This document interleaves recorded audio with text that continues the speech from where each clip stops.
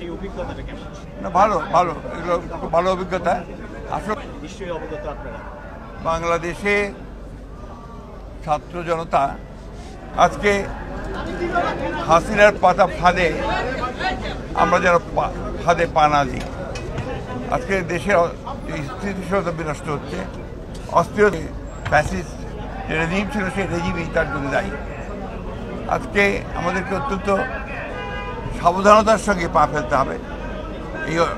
এই যে সফলতাকে আমাদেরকে সফল করতে হলে আমাদেরকে অত্যন্ত ধীরে ধীরে এগোতে হবে। একটা অন্ধকারকে দূর করতে আর একটা অন্ধকারকে দূর করা যায় না, তাকে আলো দিয়ে দূর করতে হয়। সেই আলো বর্তিকা জ্বালিয়ে আমাদেরকে সামনের দিকে যেতে হবে। আমরা সংশ্লিষ্ট সকলের কাছে আহ্বান জানাতে চাই যে সবাই একযোগে ঐক্যবদ্ধ হয়ে এই দেশের স্বাধীনতা সার্বভৌমত্ব রক্ষা করার জন্য, স্থিরতা রক্ষার জন্য, ফ্যাসিস্টদের বিরুদ্ধে গণতন্ত্রকে প্রতিষ্ঠা করবার জন্য তাদের কাজ অব্যাহত রাখবে। স্যার, ট্রাম্প প্রশাসনের সঙ্গে আপনাদের যে প্রোগ্রাম তার দরকার নেই কথা। অপারেশন ডেভিল হান্ট চলছে, অপারেশন ডেভিল হান্ট কি ভাই, আমরা তো বাইরে ছিলাম, ডেভিল হান্ট জানি না।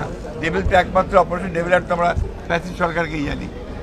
ওইরকম ব্যাপারটা যে সারা দেশে অভিযান চালানোর সিদ্ধান্ত নিয়েছে যৌথ বাহিনী সরকার, এরকম একটা সিদ্ধান্ত এতদিনের পরে এতদিনের একটা বোধোদয় হয়েছে, সেই জন্য ধন্যবাদ জানাচ্ছি। কালকে আপনাদের মিটিং আছে প্রধান উপদেষ্টার সাথে, আচ্ছা, দেখা যাবে।